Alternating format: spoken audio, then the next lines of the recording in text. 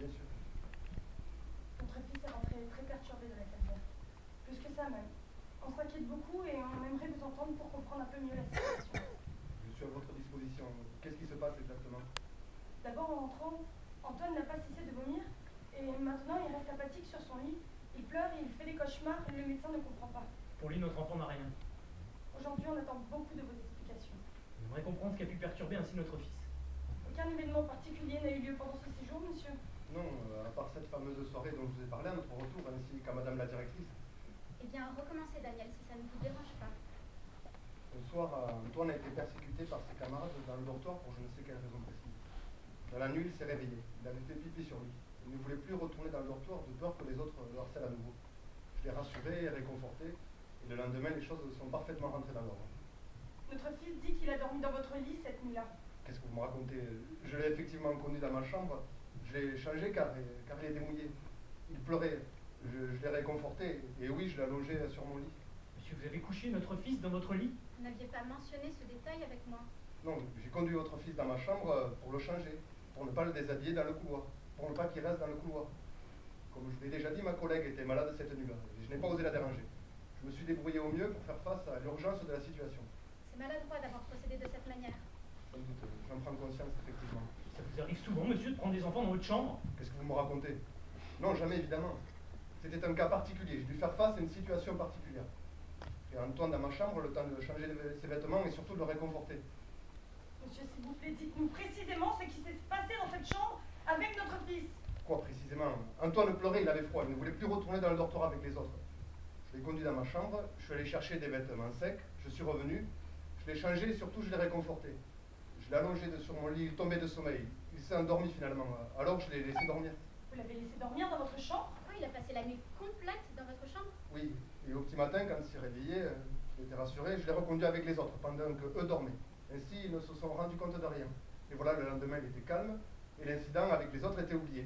Tout à l'heure, vous avez dit que vous avez fait que le changer, pas qu'il avait dormi avec vous. Il n'a pas dormi avec moi, il a dormi dans ma chambre. Dans votre lit? Évidemment, sur mon lit. Et vous avez dormi où? Mais j'ai dormi par terre. Mais comment est-ce possible que mon enfant ait pu dormir dans votre chambre? Vous aurez préféré que je laisse votre fils mouillé dans son pipi, que je le change dans le dortoir devant ses camarades, alors qu'il était devenu leur bouc émissaire et qu'il avait été humilié par eux la veille?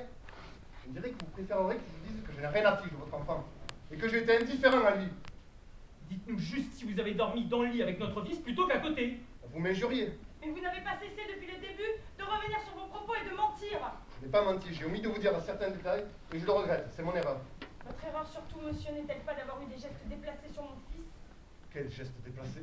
Antoine nous a dit que vous l'aviez caressé. Il a employé ce mot. Caressé, mais...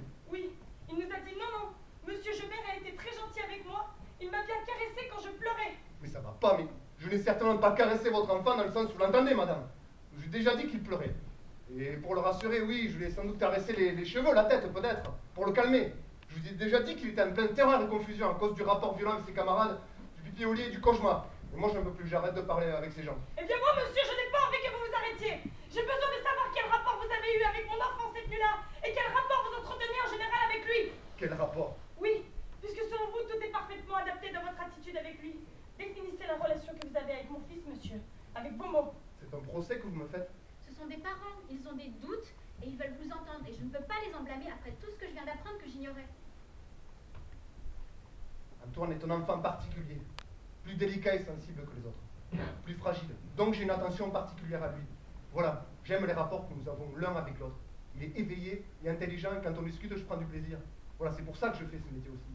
Pour le plaisir et pour l'échange, en l'occurrence, avec les enfants. Oui, j'ai une affection pour votre fils. Je n'en ai pas honte. Il n'y a aucun mal à ça, aucun mal à avoir des préférences dans la vie. Et j'en ai une pour Antoine. Mais je sais faire la part des choses, madame. Je suis un professionnel. Je fais mon métier par amour, si vous voulez savoir, et non pas comme mon fonctionnaire. Si je fais ce métier, c'est que j'aime les enfants.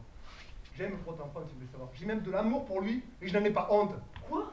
Vous aimez mon enfant? Mais c'est insupportable d'entendre ça. Oui, madame, je n'ai pas honte du mot amour. Cette nuit-là, j'ai fait mon travail. Je n'ai fait que mon travail. Mais en faisant mon travail, j'ai aussi agi par affection et par amour pour lui. C'était mon devoir, rapport à sa souffrance.